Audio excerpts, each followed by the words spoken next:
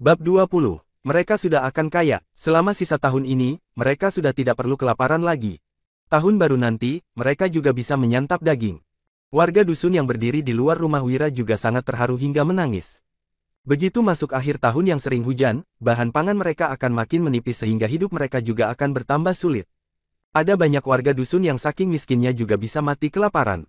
Tahun ini, situasi mereka sudah akan membaik. Mereka pasti bisa melewati akhir tahun ini dengan baik. Agus mengerutkan keningnya dan membatin, si pemboros ini mau kasih gaji yang begitu tinggi. Begitu masuk akhir tahun, curah hujan yang tinggi bakal menyulitkan orang-orang untuk tangkap ikan. Meski kamu punya teknik rahasia menangkap ikan, itu juga nggak berguna. Pada saatnya nanti, kekayaanmu yang tersisa juga nggak bakal bisa menutupi gaji sebulan semua orang yang totalnya 60.000 gabak. Pilih saja dulu orang yang mau berpartisipasi dari tiap keluarga. Nanti kita adakan rapat kecil. Wira lanjut berkata, Sony, keluarkan gula coklat yang dibeli dari ibu kota provinsi tadi, bagilah sedikit untuk semua orang bersama Danu dan Dodi. Pada era ini, gula coklat masih termasuk makanan mewah. Gula coklat cuman bisa dinikmati orang kaya. Buat apa beli gula coklat, beli gula mentah saja. Harga gula coklat sudah 200 gabak per setengah kilo. Sekarang, Wira sudah kaya. Dia pasti makan gula coklat, dong. Warga dusun pun menerima gula dengan gembira. Danu, Dodi, dan Sony yang sedang membagi gula coklat juga sangat senang. Agus juga menebalkan mukanya untuk menerima gula coklat. Namun, Dodi tidak memberikannya. Gula coklat itu cuma dikasih ke orang yang membantu, bukan orang yang menyulitkan. Agus pun pergi dengan marah.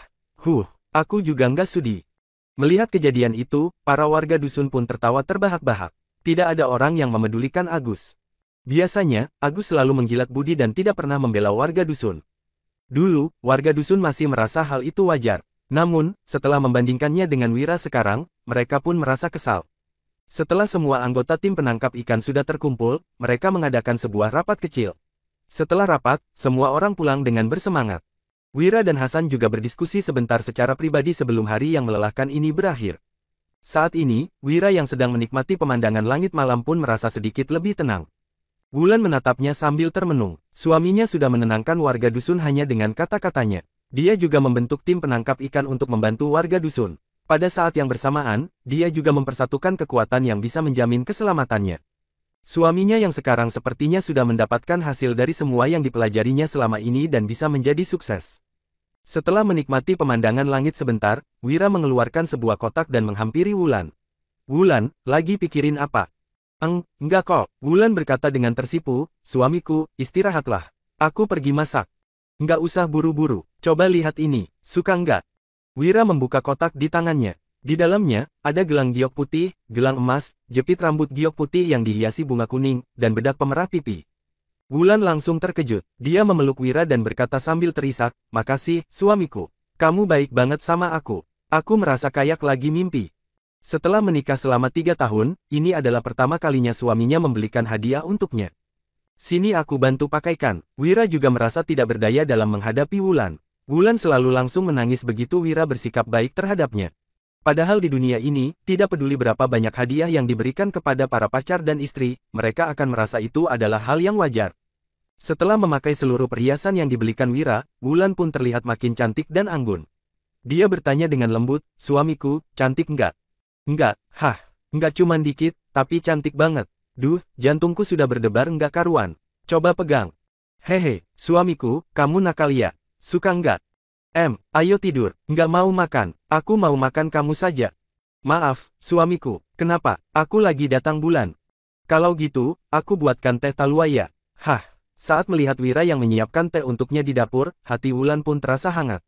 Selesai memasak, makan malam, dan mandi, Wira yang sudah lelah pun berbaring di tempat tidur. Dia langsung tertidur sambil memeluk Wulan. Setelah tertidur sampai tengah malam, Wulan tiba-tiba membangunkannya. Suamiku, ada orang yang lagi cungkil pintu. Saat mendengar suara Wulan yang ketakutan, Wira pun bangkit dan mendengarkannya dengan saksama. Memang ada orang yang sedang berusaha membuka gerendel pintu mereka. Bulu kuduk Wira juga langsung berdiri. Dia menarik napas dalam-dalam, lalu berkata, jangan takut.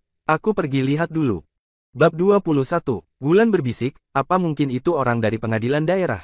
Wira menggeleng. Waktu Budi pergi, gerbang kota sudah tutup. Dia nggak mungkin bisa pergi ke pengadilan daerah.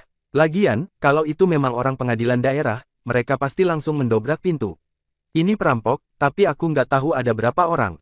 Kamu sembunyi saja di bawah ranjang. Wulan menggeleng. Walau aku itu perempuan, aku tetap bisa bantu kamu. Nggak ada yang bisa tahan kalau kepalanya dihantam. Oke, jangan pakai sepatu. Begitu pintunya terbuka, kita langsung hantam kepala mereka, bisik Wira. Mereka berdua tidak menghidupkan lampu. Setelah mengeluarkan parang dan tongkat kayu, mereka pun berjalan ke aula utama tanpa alas kaki.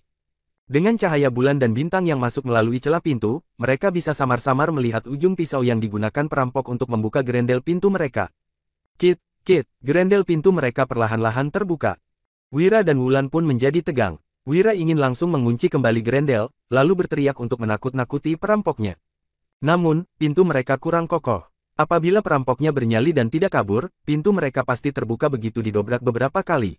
Pada saat itu, mereka pasti akan masuk dengan mempersiapkan diri. Dengan begitu, Wira dan Wulan tidak mungkin bisa mengalahkan mereka lagi. Jika bisa mengejutkan mereka, Wira dan Wulan paling tidak bisa menjatuhkan 2 orang. Asalkan jumlah orangnya tidak banyak, yang lainnya mungkin akan langsung kabur. Jika mereka tidak kabur, Wira dan Wulan juga bisa bertarung melawan mereka. Klontang, gerendel pintu sudah terbuka. Wira dan Wulan pun mengangkat parang dan tongkat kayu masing-masing. Krek, pintu terbuka sedikit demi sedikit. Ah! Tiba-tiba, ada orang yang berteriak kesakitan di luar pintu. Kemudian, ada seseorang yang jatuh ke lantai. Setelah itu, terdengar suara Dodi berteriak, perampok dari mana yang berani menargeti Kak Wira. Selama ada aku, Zabran Darmadi dari Dusun Darmadi, jangan harap kalian bisa berhasil. Kalian boleh langsung serang bersama. Dodi, setelah mendengar suara Dodi, Wira langsung tenang. Dia menghibur Wulan, kita sudah nggak perlu takut lagi. Wulan juga menarik napas lega. Semalam, dia sudah melihat Dodi yang bisa menghadapi 4 orang sendirian. Hei, jangan terlalu sombong, teriak seseorang di luar pintu. Kemudian, terdengar suara perkelahian yang tidak berhenti dari luar pintu. Tidak lama setelahnya, seseorang berteriak, dia sangat kuat, cepat bawa adik ketiga pergi. Beberapa saat kemudian, Dodi berteriak lagi, woi, kalian bertiga mau kabur kemana? Dodi, Wira langsung membuka pintu dan berteriak, jangan kejar lagi. Hari sudah gelap, aku takut ada jebakan. Dengan kemampuan Dodi, dia memang bisa mengalahkan 3 orang biasa dengan gampang. Namun, lawan juga jago berkelahi dan bersenjatakan pisau. Mereka sangat berbahaya. Di bawah cahaya rembulan, Dodi pun mengelus kepalanya dan berkata dengan malu, Kak Wira, maaf sudah membangunkanmu. Wira langsung bertanya dengan prihatin, aku sudah bangun dari tadi. Kamu nggak terluka, kan? Enggak, mereka memang cukup hebat, tapi masih belum bisa melukaiku. Dodi berkata dengan marah, kalau bukan karena mereka punya pisau, aku pasti nggak biarkan mereka kabur. Tapi meski mereka punya pisau, mereka juga nggak bisa apa-apa. Salah satu dari mereka langsung muntah darah begitu kena tinjuku. Terus, aku juga mencakar bau orang yang lainnya hingga sepotong bajunya juga langsung koyak. Kalau yang satunya lagi, keterampilannya lebih tinggi dan dia juga pegang pisau. Kaburnya juga lebih cepat. Wira menerima sepotong serpihan kain dari Dodi, lalu melihatnya sebentar sebelum menyimpannya. Kemudian, dia bertanya dengan heran, kenapa kamu tahu ada perampok yang datang ke rumahku? Dodi pun menjelaskan, semalam, kamu sudah menunjukkan kekayaanmu. Ayah bilang mungkin bakal ada orang yang cemburu dan datang merampok. Jadi, dia menyuruhku dan Kak Danu bergantian berjaga di sini. Makasih, ya, hati Wira terasa hangat setelah mendengar penjelasan Dodi. Paman Hasan bukanlah orang yang pintar berkata-kata, dia lebih suka menunjukkan perhatiannya lewat tindakan. Kak Wira, untuk apa kamu berterima kasih? Seharusnya kami yang berterima kasih padamu. Dodi berkata dengan mata memerah, semalam, waktu ayah pulang membawa begitu banyak uang perak dan bilang bisa menghasilkan 10.000 gabak per bulan ke depannya, ibu langsung nangis. Dia juga bilang mau datang bersujud padamu. Wira berkata sambil tersenyum, kita toh kerabat, untuk apa begitu sungkan? Ayo cepat masuk, di luar dingin. Dodi menggeleng dan menjawab, nggak perlu. Aku bisa berlatih di luar. Wira pun penasaran, berlatih apa? Wing Chun, bab 22. Dodi menunjukkan posturnya, ini Wing Chun yang diwariskan jenderal tua kepada ayah. Jari-jari kaki harus mencengkeram lantai, telapak kaki harus kosong, dan lutut harus sedikit ditekuk. Pantat seperti duduk di kursi, kelangkangnya diangkat, tulang ekornya diturunkan. Lalu otot perut harus ditahan, dada juga harus terbuka. Kedua tangan seperti mau mencengkeram sesuatu, bahunya diturunkan, siku ditekuk. Terus, dagu ditarik masuk dan kepalanya harus kayak lagi menahan sesuatu. Kalau berdiri lama dengan cara begini, kekuatannya bisa bertambah, reaksinya juga bisa jadi cepat. Jadi, satu orang juga bisa langsung lawan beberapa orang. Wira pun terkejut, teknik yang diajarkan Dodi ini mirip pencaksilat Atrana kuno. Di era di mana informasi tersebar di mana-mana, segala jenis bela diri juga diposting di internet. Ada banyak orang yang menontonnya, tetapi jarang ada yang mempraktikannya. Kak Wira, ini warisan rahasia. Ayah bahkan nggak kasih tahu kedua pamanku itu. Dodi berbisik, ayah bilang tubuhmu lemah. Jadi, dia suruh aku ajarkan Wing Chun ini ke kamu supaya tubuhmu jadi kuat. Tapi kamu nggak boleh sebarin, ya. Ini jurus warisan keluarga jenderal tua. Kalau gitu, aku mau coba. Wira juga mengikuti postur Dodi, tetapi kehilangan fokus pada hal-hal utama. Setelah berdiri sekitar 5 menit, dia pun tidak tahan lagi. Dodi mengerutkan keningnya. Kak Wira, kalau kayak gini, kamu nggak bakal berhasil. Kamu harus berdiri sampai benar-benar habis tenaga, baru kekuatanmu bisa mulai bertransformasi. Dulu waktu aku sudah nggak tahan, ayah selalu pukul aku pakai rotan hingga aku nggak punya pilihan lain selain lanjut berdiri, aku nggak bakal pukul kamu, biar ayah saja yang melakukannya besok. Lagi, Wira berdiri dengan pose yang diajarkan Dodi lagi. Dia tidak pernah berpikir untuk berlatih hingga menjadi sehebat Dodi. Namun, dia harus meningkatkan kebugaran fisiknya. Pada era ini, ilmu kedokteran masih sangat terbelakang. Bahkan hanya masuk angin dan demam biasa saja sudah bisa membuat orang meninggal. Apalagi sekarang dia juga sudah punya seorang istri cantik. Wira terus berlatih. Pada latihan terakhir kali, Wira sudah bisa bertahan selama 10 menit. Selesai latihan, langit sudah terang. Wira pun mencuci wajah dan menyikat giginya. Tiba-tiba, terdengar suara tangisan yang kuat. Sony dan ketiga kakaknya sedang menangis sambil berjalan ke rumah Wira. Sekelompok warga dusun pun mengikuti mereka. Wira, uang peraku hilang. 50.000 gabakku sudah lenyap. Aku sudah nggak bisa nikah. Begitu masuk ke rumah Wira, Sony langsung menangis terseduh-seduh. Semalam, begitu pulang ke rumah, dia sudah mendapatkan perlakuan istimewa. Sinta memasakkan 4 lauk, Sofyan membawakan setengah botol arak anggur, dan Said membawakan sepotong dendeng untuknya. Mereka sekeluarga berkumpul untuk merayakan Sony yang menjabat menjadi wakil ketua tim penangkap ikan. Bagaimanapun juga, wakil ketua bisa mendapatkan gaji 3.000 gabak sebulan. Sony sudah mabuk berat, tetapi menolak tawaran kakak iparnya untuk tidur di kamar. Jadi, dia tetap tidur di kandang sapi. Begitu bangun tadi pagi, 50.000 gabaknya sudah hilang. Dasar kamu ini, kenapa nggak kasih tahu kami kalau Wira sudah kasih begitu banyak uang untukmu?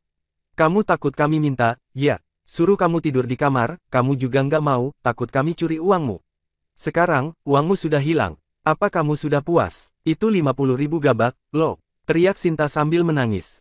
Sony juga menangis. Dia bukan takut kakak dan kakak iparnya mencuri uang itu. Dia takut mereka akan meminjamnya. Uang itu adalah uang yang diberikan Wira kepadanya agar dia bisa membangun rumah dan menikah.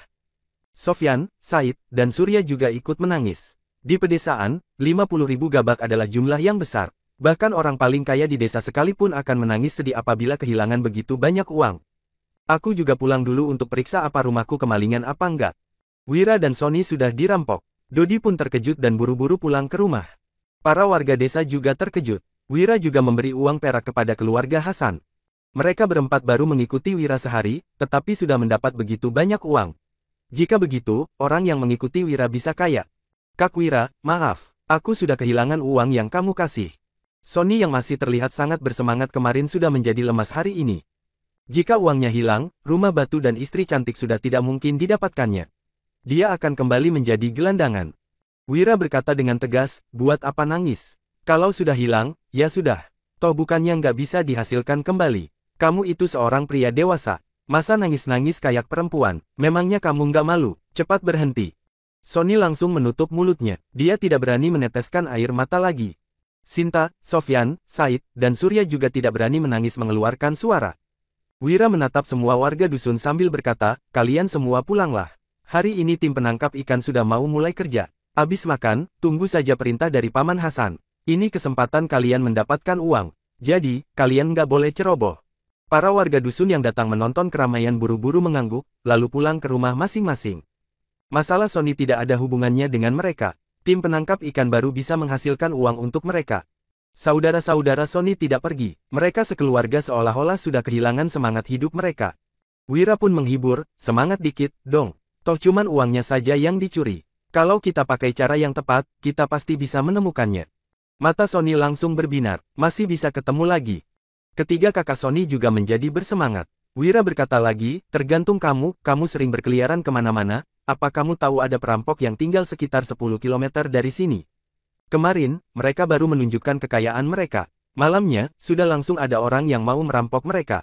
Pelakunya pasti orang yang tinggal di dekat dusun mereka. Dalam waktu yang begitu singkat, informasinya tidak mungkin tersebar jauh. Paling jauh juga 10 kilometer. Bab 23, Sonny buru-buru berkata, aku tahu jelas tentang ini. Sejak usianya yang ke-13 hingga 19 tahun, dia sudah familiar dengan siapapun pencuri, perampok, dan siapapun yang dikabarkan sebagai pembunuh di sekitar kota-kota terdekat. Dulu, ada pencuri yang membawanya masuk ke geng, tetapi Sonny tidak cukup berani sehingga tidak jadi bergabung. Wira yang mendengar detailnya pun bertanya, apakah ada geng yang beranggotakan 3 orang? Mereka bisa bela diri dan menggunakan pisau. Ada, Sonny memikirkannya sejenak, lalu berujar, di dusun Gabrata yang jauhnya sekitar 7 km dari sini, ada Gavin beserta 2 saudaranya. Mereka bisa melompati tembok yang setinggi manusia dalam sekejap dan aku pernah melihatnya sekali. Ayah mereka merupakan pasukan yang turun ke medan perang dan mewariskan ke mereka teknik pedang pembunuh milik pasukan. Teknik itu adalah milik orang-orang kejam dari dusun Gabrata. Wira pun mengangguk. Ada kemungkinan bahwa ketiga bersaudara ini pencuri yang dipukuli habis-habisan oleh Dodi kemarin malam. Siapapun yang mencuri 100.000 gabak lilik Sonny akan sulit ditemukan karena ruang lingkupnya cukup besar. Ada lebih dari belasan pencuri dalam radius 10 km dari tempat ini. Jadi, sulit menentukan siapa yang menyebarkan kabar tersebut sehingga pencuri datang. Jadi, ketiga pencuri itu harus ditemukan terlebih dahulu agar bisa menemukan siapa informan mereka. Kalau pelakunya benar-benar mereka, kita lebih baik merelakan uang ini. Mereka itu orang keji. Surya buru-buru berkata, uang bisa dicari lagi. Sonny, kamu sekarang bisa mendapatkan 3.000 gabak dalam sebulan, jadi, kamu bisa mendapatkannya kembali dalam waktu kurang lebih 2 tahun. Jangan ambil risiko. Kak Sinta dan kedua abangnya juga mengangguk. Melapor petugas resmi harus mengeluarkan uang dan mencari pencuri harus mengorbankan nyawa. Tidak lama kemudian, Hasan beserta ketiga putranya datang. Lantaran rumah mereka tidak dirampok semalam, Kak Sinta pun berkata dengan tidak bersahabat, Paman Hasan, rumah Wira dan kami sudah kemalingan. Kenapa rumahmu enggak? Sofyan, Said, dan Surya pun menatap Hasan dengan curiga. Mereka berlima kembali bersama-sama. Namun, hanya 2 rumah yang kemalingan, sedangkan rumahnya Paman Hasan tidak. 100.000 gabak adalah uang yang sangat besar bagi masyarakat desa. Jadi, wajar jika orang lain memiliki pemikiran seperti ini. Sebelum Hasan dan anak-anaknya angkat bicara, Sonny buru berkata, Kak Sinta, omong kosong apa ini? Paman Hasan buka orang seperti itu. Wira pun menjelaskan, Kak Sinta, kemarin malam, Dodi sendiri yang bertarung melawan 4 orang. Entah siapa yang ada di sana. Orang yang memberitahu ke pencuri itu pasti salah satu dari orang yang berada di lokasi dan memberitahu mereka tentang keahlian Dodi. Kalau pencuri itu bodoh dan tetap berani merampok rumah Paman Hasan, mereka pasti akan dipukul sampai mati. Sinta langsung tersipu malu. Dia berkata dengan kepala tertunduk, aku nggak bermaksud begitu. Dasar wanita bodoh, cuma bisa bicara omong kosong. Surya memarahi istrinya, lalu meminta maaf kepada Hasan sambil tersenyum. Hasan melambaikan tangannya dan berkata, sudahlah, nggak usah bahas ini lagi. Wira, apa rencanamu? Sorot mata Wira pun menjadi murung dan dia berkata, mencari pelakunya, lalu menyerahkannya ke pihak berwajib. Sulit untuk mencegah munculnya pencuri. Jadi, lebih baik tangkap dan hukum pelakunya agar bisa menjadi peringatan bagi orang lain. Sonny bergidik, lalu berkata, apa kita akan langsung pergi ke dusun Gabrata untuk menangkap Gavin bersaudara? Tentu saja enggak, ujar Wira sambil menggeleng. Kemudian, dia berkata dengan sungguh-sungguh, kalaupun Gavin bersaudara adalah pencurinya, orang-orang di dusun mereka enggak akan diam saja kalau kita membawa mereka pergi. Sekalipun Danu dan Dodi bisa bela diri, kita tetap bukan tandingan mereka.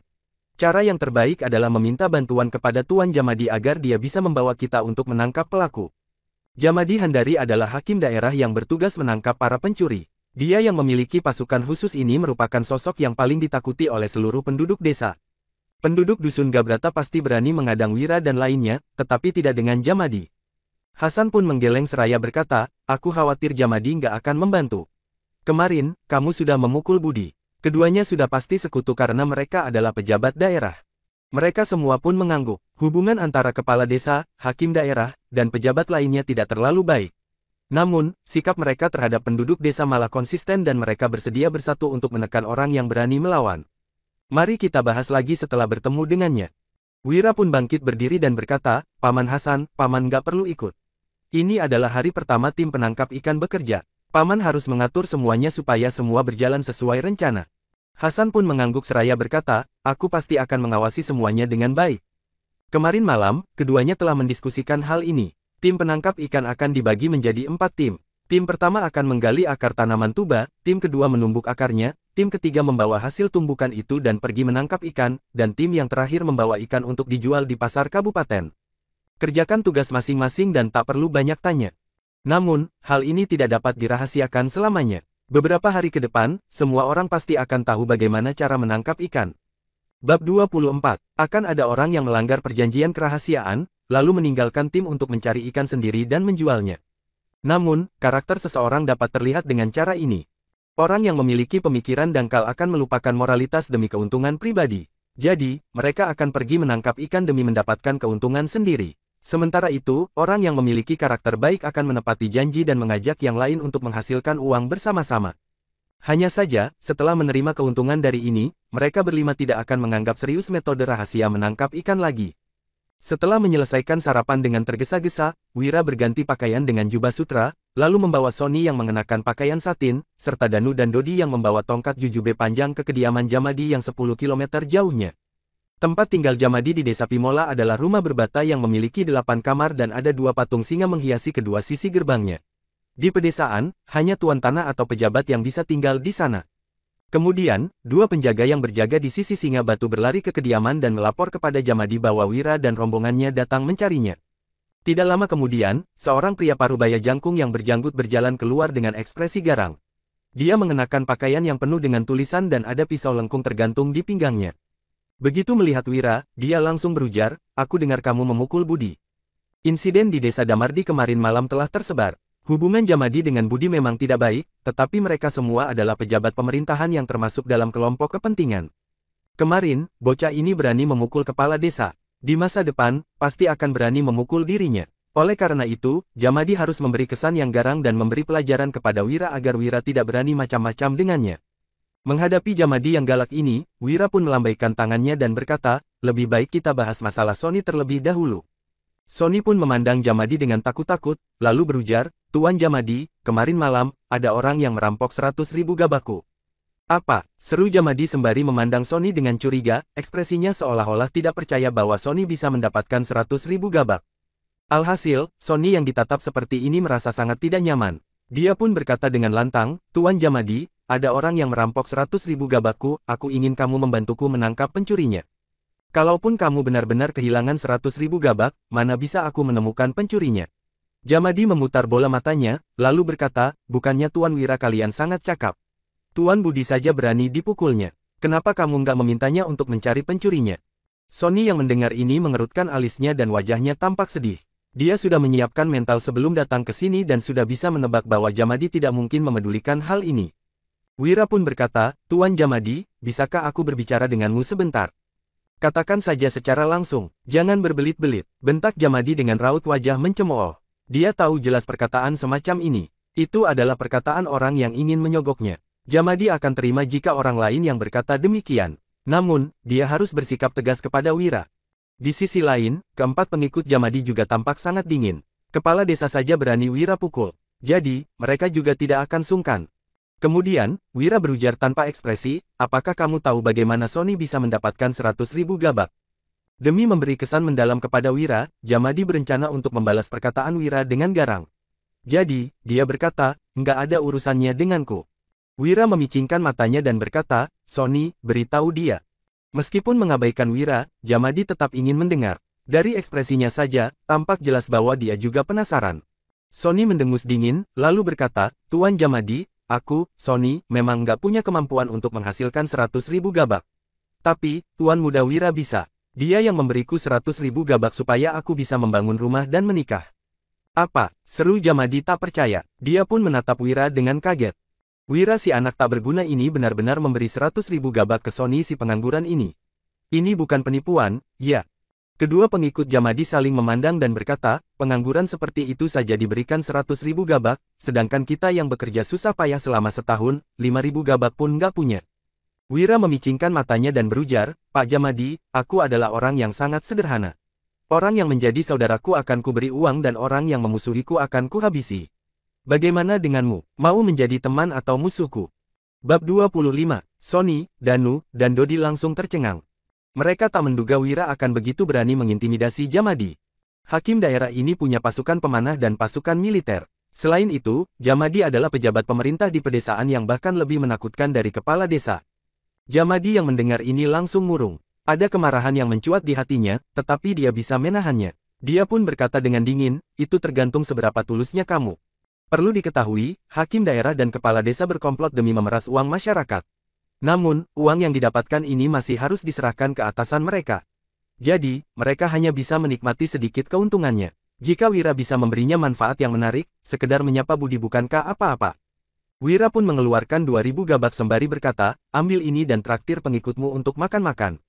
Mata pengikut Jamadi langsung berubah menjadi hijau. Mereka tidak menyangka orang ini akan langsung mengeluarkan 2000 gabak. Bocah ini benar-benar menghamburkan uang. Sepasang mata Jamadi berbinar, tetapi raut wajahnya segera berubah menjadi datar. Dia berkata, Wira, apa kamu sedang mempermalukanku? Memberiku uang lebih sedikit dari pengangguran itu. Penduduk desa memberi hadiah berupa induk ayam, daging sapi, atau ikan yang gemuk. Itu semua bahkan tidak sampai 1000 gabak. Memang, belum pernah ada orang yang memberinya 2000 gabak. Namun, uang yang diberikan Wira ini jauh lebih kecil dari yang diberikan ke Sony. Di sisi lain, Danu, Dodi, dan Sony yang melihat ini langsung terharu. Perbedaan seperti ini saja sudah menunjukkan bahwa Wira lebih menganggap penting mereka daripada Tuan Jamadi.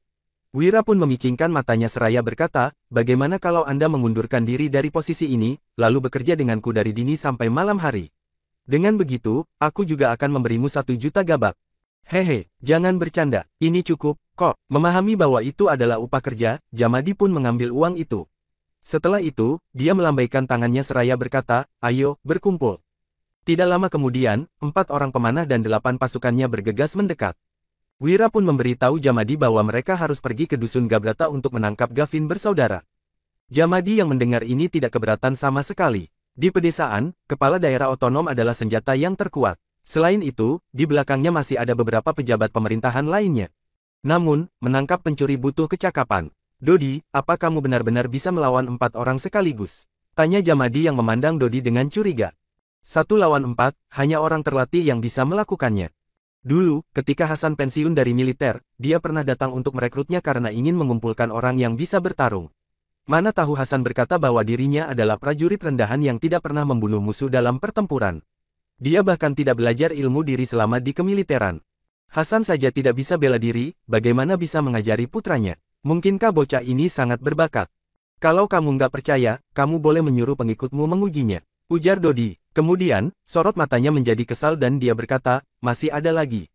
Kak Wira sudah mengganti namaku menjadi Zabran. Jadi, jangan panggil aku Dodi lagi. Tugas hakim daerah adalah menangkap para pencuri. Namun, Jamadi malah dijatuhkan oleh Kak Wira dengan 2000 gabak. Jadi, Dodi tidak menganggap serius Jamadi. Percaya, kok, jawab Jamadi sambil bergidik. Dia pun menoleh ke arah Danu dan bertanya, kalau kamu. Danu menjawab tanpa ekspresi, 1. Jamadi pun menghela napas lega. 2 anak buah Wira adalah petarung yang cakap. Jika terjadi sesuatu di masa depan, Jamadi yang kemampuannya sedikit ini pasti bisa ditekan. Di sisi lain Dodi tampak masam.